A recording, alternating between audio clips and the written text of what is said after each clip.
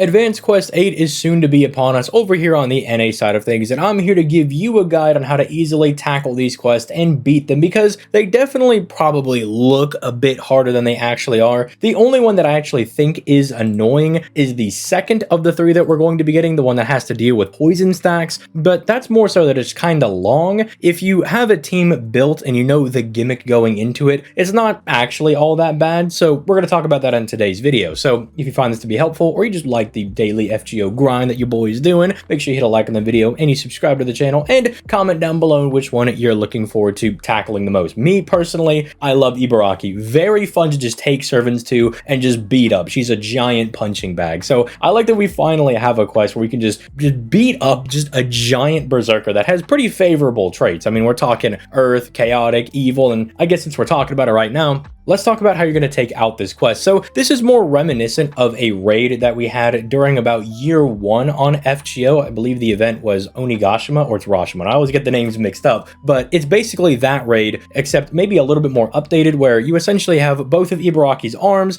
that are offering her 25% defense and 25% defense up against crits individually, so that's 50% for both of those total. They have the gimmick that if one is taken out, the other can revive itself, so you want to take them out both at the same time. Highly advise you use an AoE NP, or you have a AoE servant in your party to at least down both of them. They're not very large, they're only about like 100k HP, and they're both berserkers, so not hard to take out. The gimmick is that once you take that away from Ibaraki, then she gets a bit stronger. After you take out both of the arms, she gains a 30% crit rate up, she charges her NP to max every turn, and that's actually it. I mean, if you were expecting more, it's not all that hard. I mean, sure, it sounds kind of intimidating, but there are certain setups where people will just min turn the thing if they have strong enough boxes. You can use one AoE servant to clear the, both of the arms to get rid of that defense, and then just throw your second servant in there and just absolutely obliterate her with Black Grails, your NP5 servant with their power mods and all that good stuff, right? So you can min turn it that way if you want, or you can just do what I did and kind of just bring some kind of sustainability. I brought Ibuki with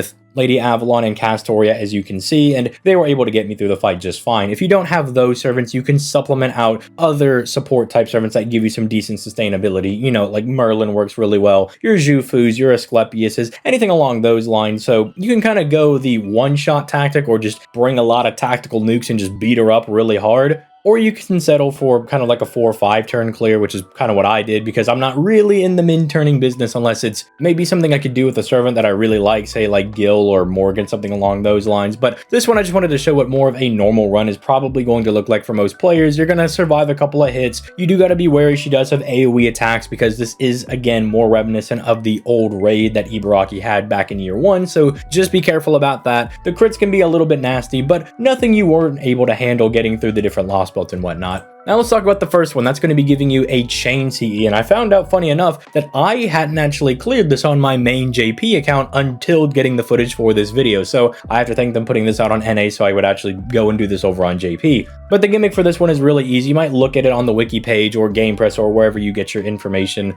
for the exact values for things, but essentially it comes down to just kill the assassin. That's all you want to do. Kill the assassin as often as you can. You can bring a balance of AoE and single target servants, because sometimes it'll summon 2 assassins, because the gimmick is you're not damaging the big crystal guy. Like, he just has like infinite defense, he can't be debuffed, nothing along those lines. You have to play the gimmick of the fight, and basically the gimmick boils down to that whenever the crystal summons guys, it drains 20k HP. Whenever you kill one of the assassins, it drains another 20k HP, and then the casters, you leave them alive, because what they fire their NP every single turn, and when they do, they game end themselves and do another 20,000 damage to the big crystal guy, but if you take out the casters, they heal it for 40,000, thus resetting some of your progress. So at the most, you want to be taking out those assassins as often as they appear. There are setups you can do where you just bring like 3 casters, so anytime the assassin appears, you can like double up on NPs, or you can do like a brave chain, which is one of them. You're like guaranteed to be super effective at all times, because these guys are not very big. They're hovering around the 45,000 HP range, so pretty much any decent brave chain on any decent servant that's going to be able to take them out.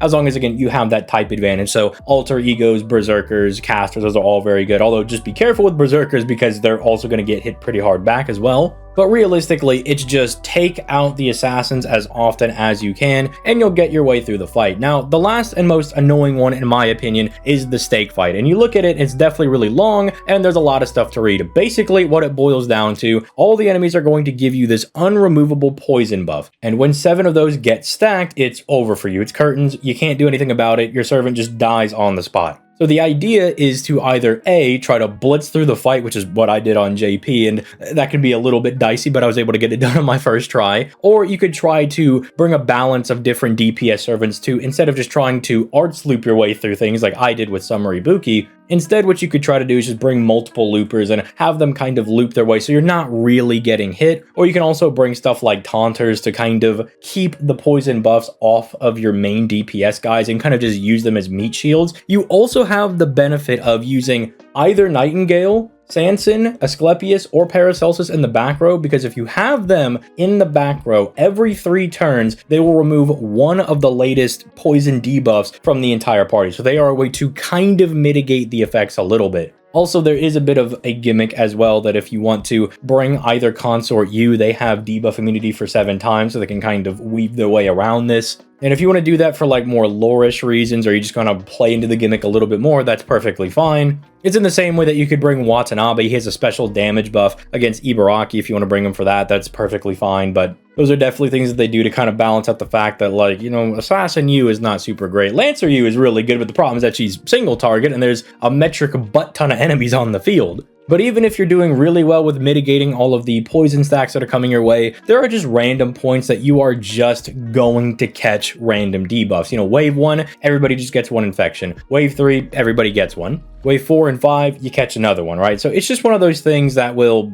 naturally occur during the fight. And one thing that I think you should expect is that you should expect to lose some of your servants along the way, because while you can get some clean runs on this, it's really hard to mitigate the stacks, you know, with random things coming in, or, you know, oh, well, now I like missed an enemy and that guy's going to attack one of my guys. You're just gonna take those hits at some point. You do have these combat medics that are going to help you mitigate the poison stacks that you're getting, but again, not enough that you shouldn't expect to lose a couple of servants, especially because at the very end, there's this large ghoulish character that you're going to be fighting, who between his base HP and his break bar is rocking about 500,000 health. So the fact that he has a break bar means that he is going to survive, he's going to smack some of your guys, and he stacks on the poison like it's nobody's business, because instead of giving you 1, he gives you 2. So quite the annoying guy to fight. You should expect to lose some servants, but it's nothing that if you're like me and you just kind of can't be bothered, you can just brute force your way through, which is exactly what I did on my first run when I got the clear on JP. I just could not be bothered to deal with all these poison guys, and I just could not be asked to deal with all this and read all the effects. I was like, you know what, Ibuki, you're the strongest. Go run over all these guys. And it was able to get me across the finish line on my first try. It was a little bit stressful, right? You know, we definitely did lose a lot of people. It was coming down to the supports having to box up the guy at the end, but hey, we got it done. But essentially, that's it for these. Again, these are always worth doing. I believe it's the next anniversary where we get the missions for advanced quests, where for every 3 advanced quests you do, you get 9 Saint Quartz. So make sure you are doing these. Stay up to date on this, so next anniversary, you get a nice batch of Saint Quartz, because when that anniversary hit, there's a lot of people saying, we didn't really get a whole lot of Saint Quartz. And I was like, exposed, you didn't do your advanced quest, all right? You got to stay on the ball. Because sometimes it can be a little bit annoying, but I also believe that they help you be a better player, because, you know, you got to team build with what you got. You got to kind of engage with the mechanics a little bit, or you just learn how to get better at avoiding the mechanics entirely, which is a skill in and of itself. So make sure you're doing these, even if you don't really care about free quest farming, which at some point you will. Trust me, these will save your butt getting these CEs. They are so nice getting that buff to the mat drops. They are definitely noticeable. But also do it for the Saint Quartz. So with that being said, let me know your thoughts in the comments down below. Again, if this helped, leave a like, subscribe, greatly appreciated. And with that being said, I'm gonna go ahead and get out of here. You guys have yourselves a nice one, and I'll catch y'all on the flippity floppity.